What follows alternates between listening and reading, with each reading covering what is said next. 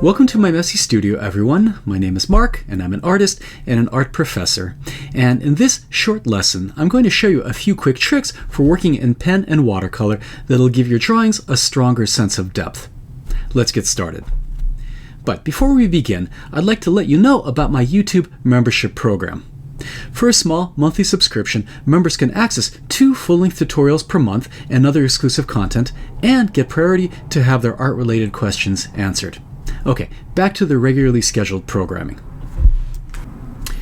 Getting a sense of depth in watercolor or other 2D media requires an understanding of something called atmospheric perspective.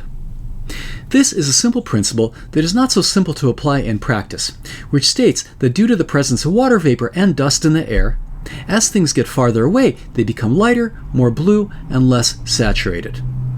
This means that when I'm rendering a tree in the foreground, it'll have the strongest range of contrast with strong darks in the shadows, and will also have the most saturated colors. A tree in the middle ground will have slightly less contrast with softer darks in the shadows and slightly more blue, less saturated color. And a tree in the distance will have the lowest contrast with lighter shadows and the bluest, least saturated color. Atmospheric perspective is essential to the way we perceive depth, and depth is essential to an effective representational work of art.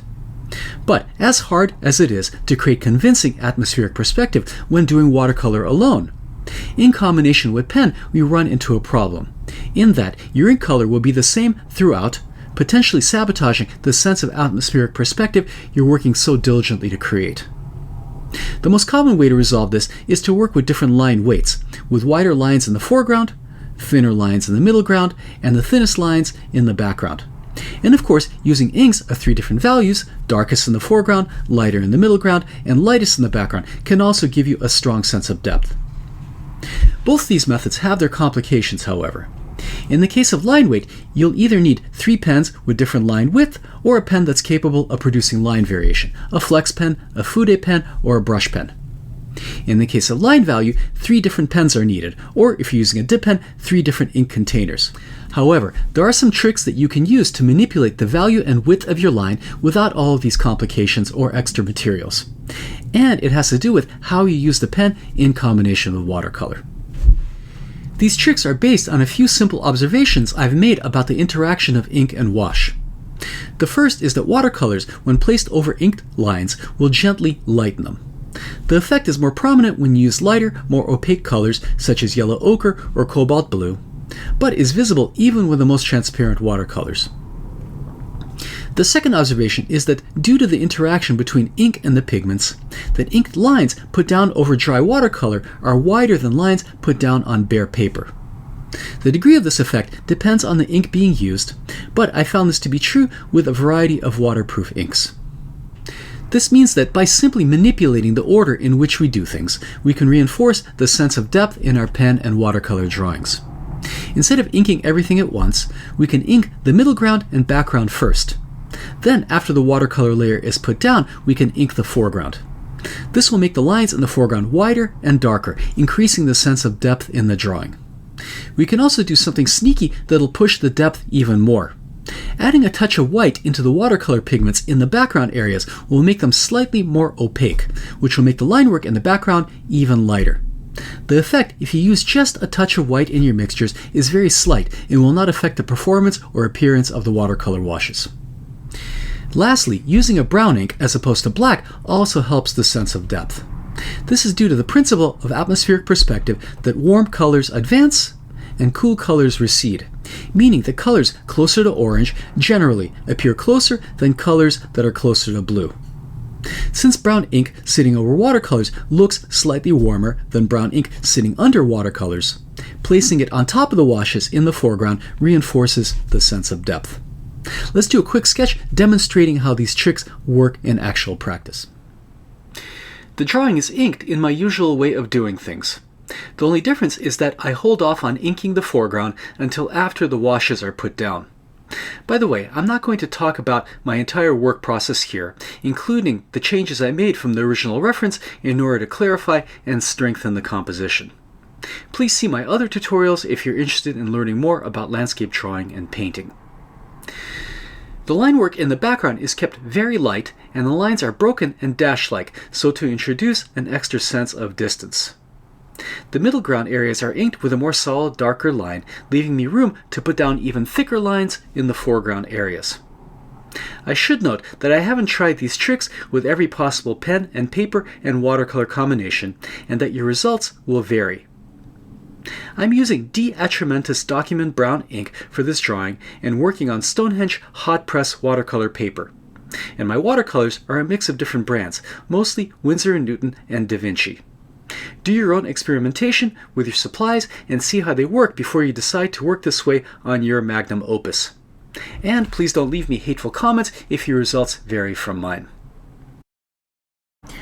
In the watercolor stage, very little is different, other than mixing just a smidge of white into the paint to make the washes ever so slightly semi-transparent, thereby making the inked lines more pale.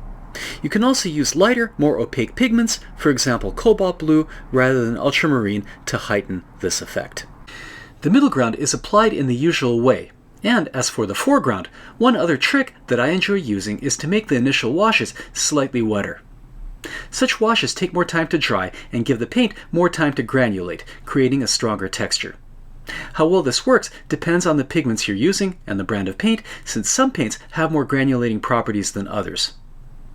The reality is that there are many of these kinds of tricks in watercolor that are used to force the depth. Some are compositional, some are technical. Another one is, when using rougher paper, to use more dry brush in the foreground areas.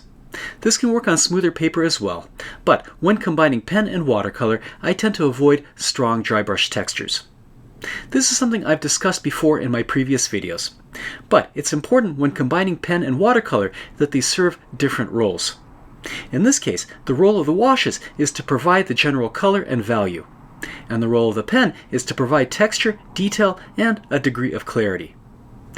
If the roles of the wash and the pen overlap, for example if the washes also provide texture and detail, then there's a risk that the drawing will become very busy and heavy. Think of pen and watercolor as graceful dance partners who deftly step out of each other's way rather than step all over each other's toes. After the watercolor stage, the last step is to ink the foreground. Here I'm employing the full range of line variation that this pen, which has a wonderful vintage flexible nib, is capable of. But because I'm putting down lines over watercolor, the lines would appear darker, sharper, and warmer, even if I wasn't using this very nice flex pen. Keep in mind that this kind of technical trickery must always play a supplementary role in your art making.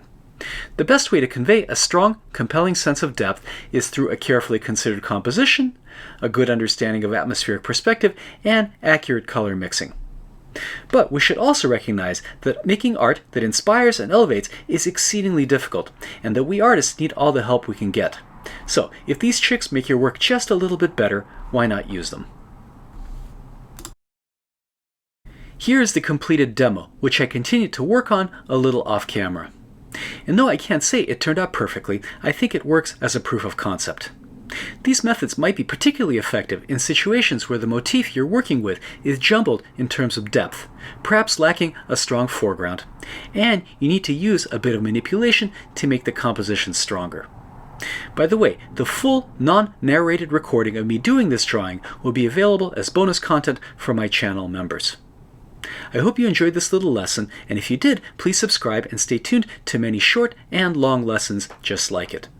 Thanks so much for watching, and see you back in my messy studio very soon. Bye for now.